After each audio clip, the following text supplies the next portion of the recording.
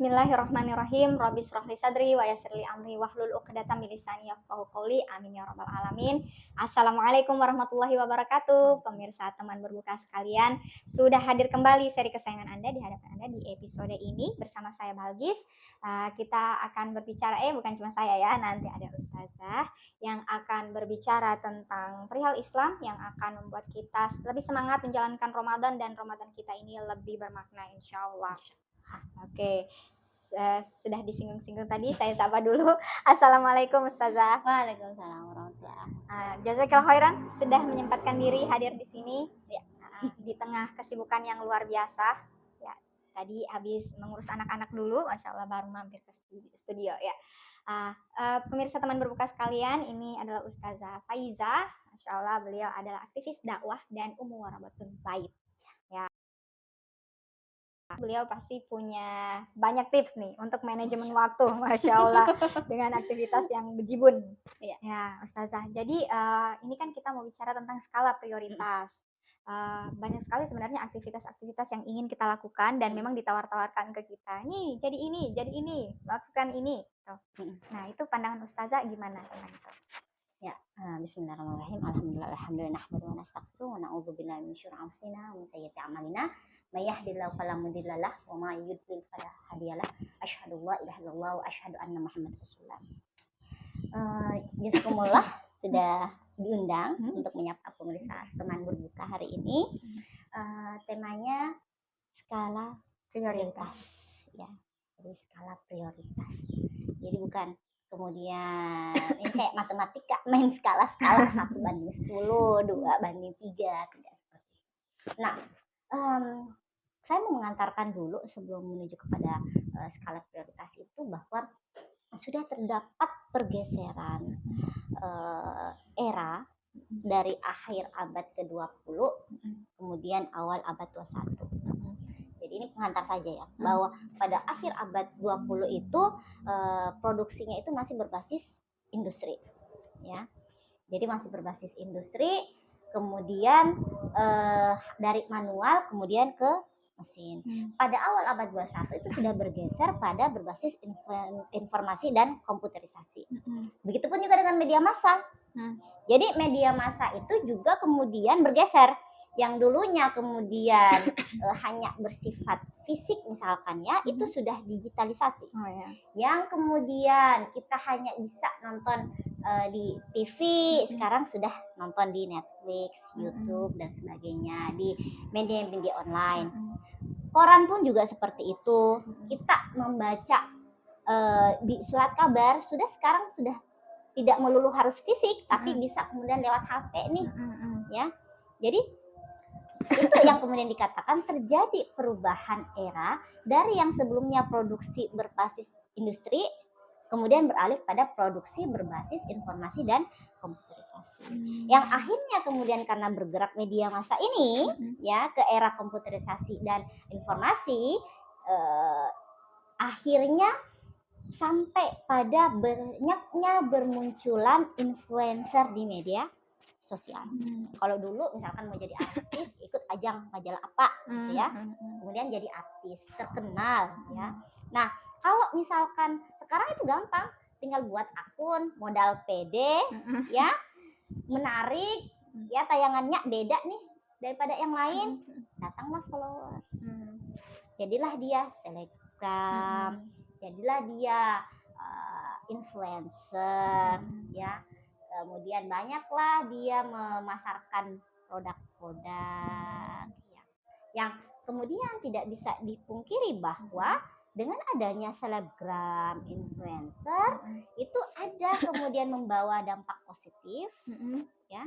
Kalau selebgram itu mungkin enggak ya, tapi influencernya ya bisa memberi dampak positif, ada juga negatifnya ya. Positifnya apa? Kalau media massa sekarang kita butuh misalkan obat dengan indikasi penyakit, itu gampang kita dapat di internet ya, banyak bermunculan informasi. Kemudian kita mau misalkan belanja, tinggal klik asal ada duit ya. Asal ada duit. Kalau nggak ada duit ada pay later. Oh, iya. Ya, sekarang. Mm-mm. Ya, itu yang dimaksud bahwa kita sudah berubah ke era informasi dan komputerisasi. Mm-mm. Nah, membawa dampak juga negatif bagi influencer itu. Karena tidak semuanya selebgram dan influencer itu kan memberikan hal yang positif. Ada yang kemudian berbicara kasar, dinonton anak-anak ditirulah dia. Ada yang kemudian pergi berlibur berdua sama pacarnya ke luar negeri, ya diikutlah. Ada yang kemudian gaya pacarannya itu bebas, ya memang gaya pacaran bebas ya, ya sampai kemudian seperti suami istri, ya sampai kemudian ada yang hamil di luar nikah, dia sudah tidak menyembunyikan aibnya, dia sampaikanlah ke pemirsa. Nah, apa yang terjadi ketika kemudian ada peralihan ya ke konvergensi, kita istilahkannya konvergensi, kemudian masa konvergensi itu ada semuanya lewat satu pintu, ya akhirnya akan melahirkan generasi yang abu-abu, karena memang standarnya bukan standar Islam ya, tapi sekuler. Jadi abu-abu. Yang tadi saya katakan, ada misalkan artis yang mengaku dia menikah ini karena kasih tekdung pacarnya, ya akhirnya buru-buru nikah. Apa pendapat dari followersnya? Ya, ada yang mengatakan dia berani untuk apalagi mengakui kesalahannya. Di satu waktu juga ada yang kemudian itu kan aib, harusnya disimpan, ya enggak boleh kemudian diumbar-umbar, tapi yang lain mengatakan itu adalah keberanian dia untuk bertanggung jawab. Jangan soalim atau apa, akan melahirkan generasi yang abu-abu, karena tidak ada filternya ini. Ketika kita berbicara terkait dengan media yang ada sekarang ini, kalau kita tidak pintar menyaring, tidak ada filter sama sekali, semuanya akan kita serap seperti spons, kita akan serap semuanya, ya kita akan serap semuanya. Akhirnya kita biasa geleng-geleng kepala ya melihat misalkan ada artis yang melakukan hal yang nyeleneh, tapi komentar netizen itu ya itu kebebasan dia, itu kan seperti ini, itu kan seperti itu. Nggak boleh kita menjustifikasi seakan-akan kita ini adalah orang yang sudah suci, yang sudah bebas dari dosa. Itu sampai kita geleng-geleng kepala. Ini yang kemudian dikatakan abu-abu, yang dimana harusnya hitam dia berkata hitam, putih dia berkata putih, tapi ini tidak dikatakan, abu-abu, tidak berani menampilkan identitasnya karena terbawa arus dari yang ada, yang dia ambil dari entahlah selebgram, entahlah influencer yang memberi dampak negatif kepada para netizen. Jadi memang harus berhati-hati itu. Apalagi sekarang ini ya, di era keterbukaan media sosial ini ada istilah mantranya itu popular is money. Jadi kalau mau punya uang kita harus populer. Jadi bahkan banyak ya cita-cita sekarang generasi muda ini bukan mau jadi insinyur, bukan jadi apa ya, tapi konten kreator. Kalau konten kreator positif ya silahkan saja. Tapi kan banyak kita dapati ada yang misalkan ya kontennya itu mukbang, kontennya itu prank. Ya ada kemarin yang dia yang banyak kasus kan, dia prank ojol, dia prank polisi, ya. Kemudian ada yang ini.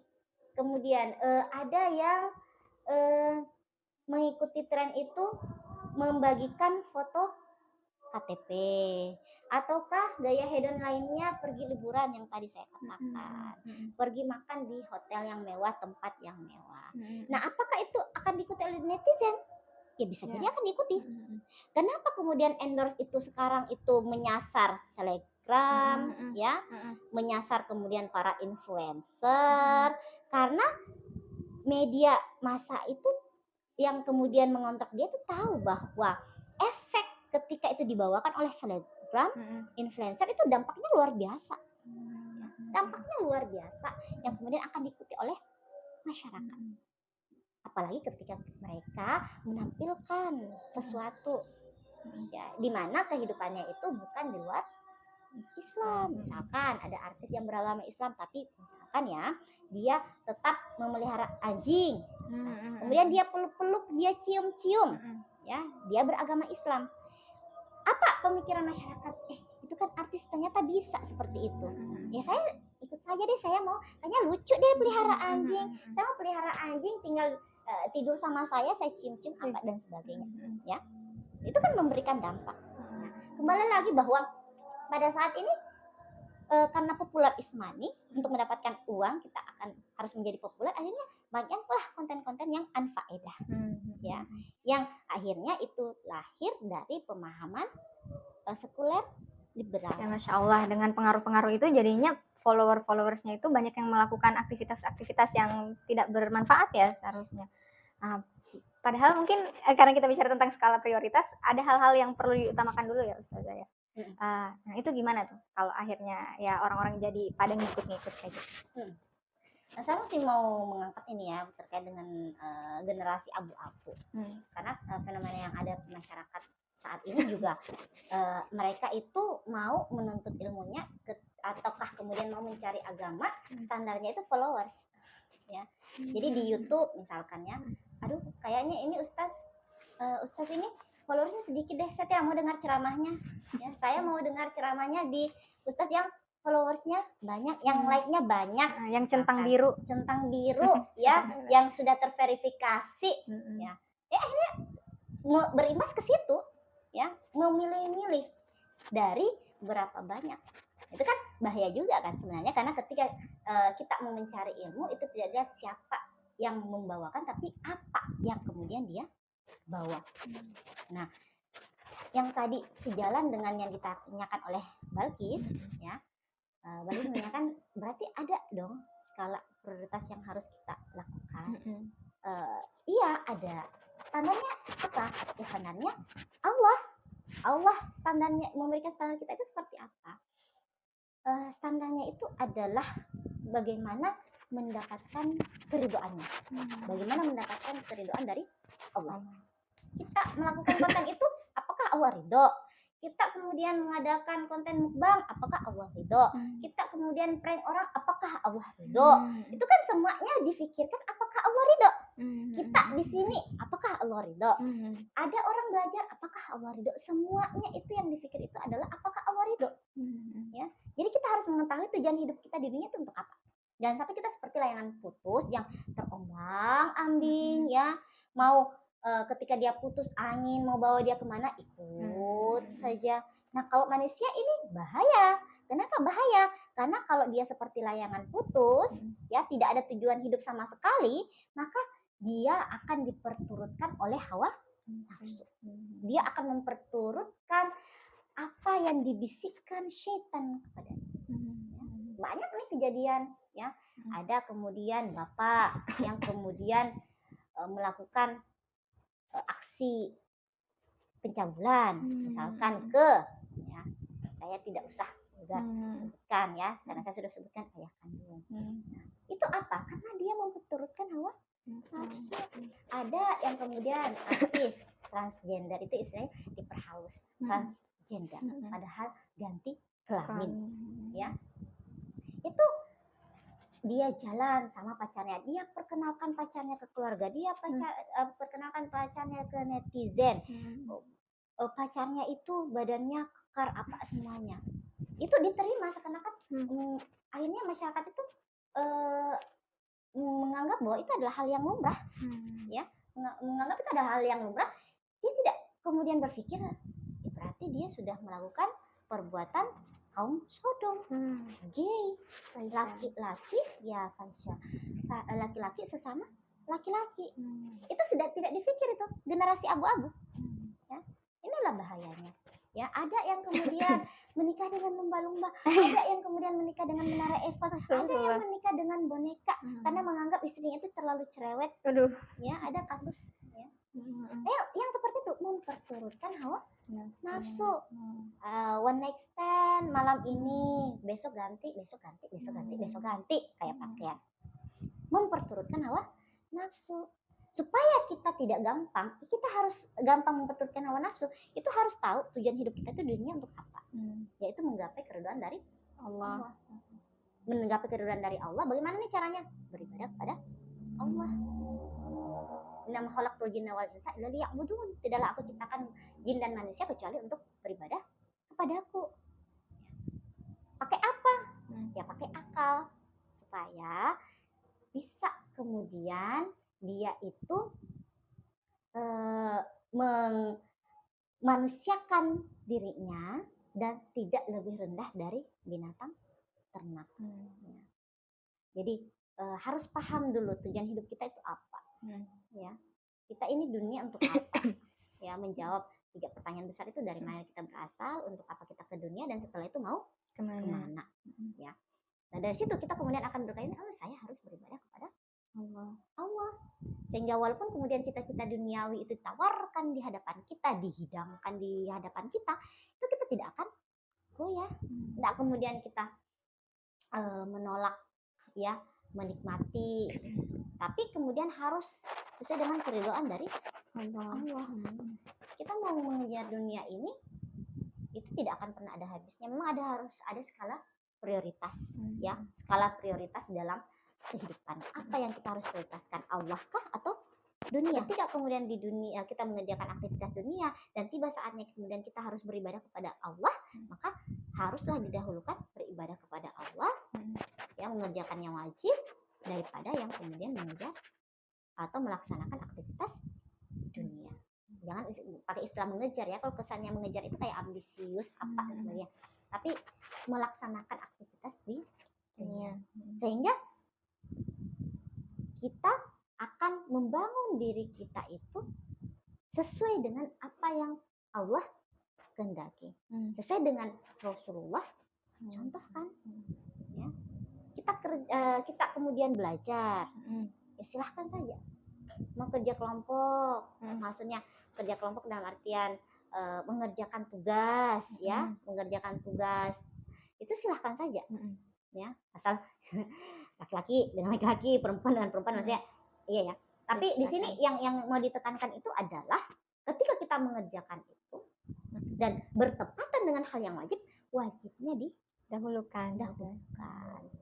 Apalagi kan di bulan Ramadan ini, ya, di bulan Ramadan ini skala prioritas di bulan Ramadan ini, skala prioritasnya apa? Ya, lebih meningkatkan grade kita, level kita.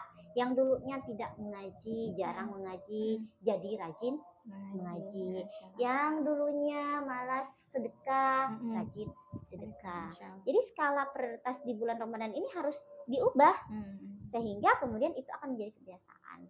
Jadi ada buku namanya Seven Habits itu, kemudian dikatakan suatu perbuatan yang dilakukan berulang kali selama 30 hari itu akan menjadi sebuah kebiasaan. Dan ini memang cocok di bulan Ramadan.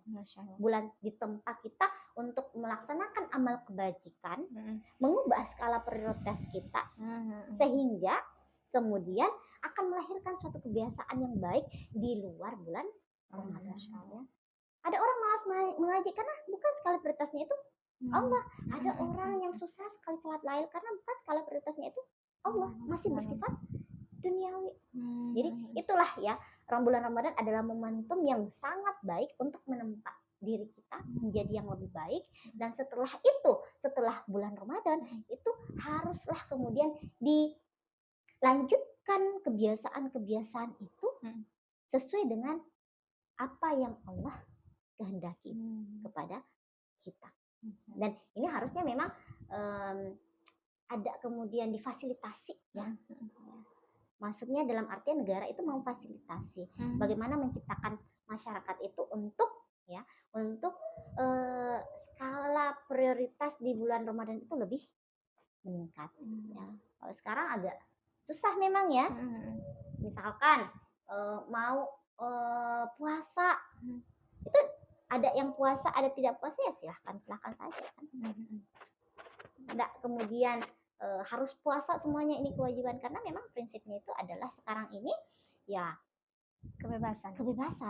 Agama itu hanya mengatur pada ibadah tok. Tapi untuk kehidupan sehari-hari itu agama tidak boleh ikut campur, ya. Jadi bagaimana mau menciptakan masyarakat Islami? Ya. Kalau misalkan tidak kemudian difasilitasi, hendaknya memang, ya, kita itu mengajak, ya, untuk bergabung. Ayo kita ngaji sama-sama, tadarusan sama-sama. Tapi hanya bisa segelintir orang. Tapi kalau diciptakan secara kondusif, ya, diciptakan secara kondusif, itu insya Allah akan melahirkan masyarakat yang Islam. Insya Allah. Kita pun kalau ngelihat konten-konten di TV, ini kan hiburan ya, Iya. TV atau sosial media. Di waktu-waktunya ibadah itu biasa malah dikasih seri-series yang membuat kita itu jadi pengen nonton di situ gitu. Padahal kan misalnya kalau waktu tarawih itu mungkin Iya. di ini ya dibuat kita kondusif tadi ya Ustazah. Berarti orang-orang akan fokus ke tarawih. Iya. Nah, itu dengan keinginan kita mendekatkan diri kepada Allah itu kan tantangannya besar ya dari luar itu. Gimana sih kita memperkokoh diri kita supaya kuat dengan tantangan tadi? Caranya itu adalah berkumpul dengan orang-orang yang sepemikiran dengan kita. Ya. Bagaimana maksudnya? Ada orang yang senang geng, ya, suka berkumpul. Kenapa? Karena punya satu pemikiran. Ya. Sefrekuensi gitu. Sefrekuensi kalau istilahnya ya. Circle-nya lah ya. Anak sekarang circle. Ya. Jadi suka pergi belanja, suka gaya hedon. Akhirnya ini memang tabiiyahnya seperti itu. Ya. Kalau kita bergaul dengan penjual ikan, maka kita akan terkena bau amis. Kalau kita bergaul dengan penjual parfum, maka kita akan terikut wangi parfum. Itu pengibaratan saja. Enggak kemudian, saya enggak boleh bergaul nih dengan penjual ikan, enggak seperti itu. Tapi pengibaratannya itu seperti itu. Bahwa untuk kemudian kita sudah stabil nih di bulan Ramadan misalkan ya. Mau stabil lagi ya memang harus berkumpul dengan orang-orang yang kemudian pemikirannya itu memang tujuannya itu adalah beribadah kepada Allah. Jangan sampai kemudian takwanya di bulan Ramadan, selepas bulan Ramadan sudah. Ya. Pakai karunia di bulan Ramadan, setelah bulan Ramadan lepas. Kenapa? Karena circle-nya itu. Saya bicara kayak anak sekarang ya. Circle-nya itu bukan begitu, tidak mengajak dia. Ya, tidak sefrekuensi. Akhirnya dia ikut arus. Jadi prioritasnya ya sesuai arus dia itu ya. Iya. Jadi prioritasnya seperti itu. Tapi coba kalau kita berkumpul ya dengan orang-orang yang pemahaman Islamnya itu bagus atau punya keinginan untuk belajar Islam, itu insya Allah kita kemudian akan selalu mau mendekatkan diri kepada Allah. Di tengah arus ya, di tengah arus bujukan dunia saat ini. Bujukan dunia saat ini luar biasa sekali.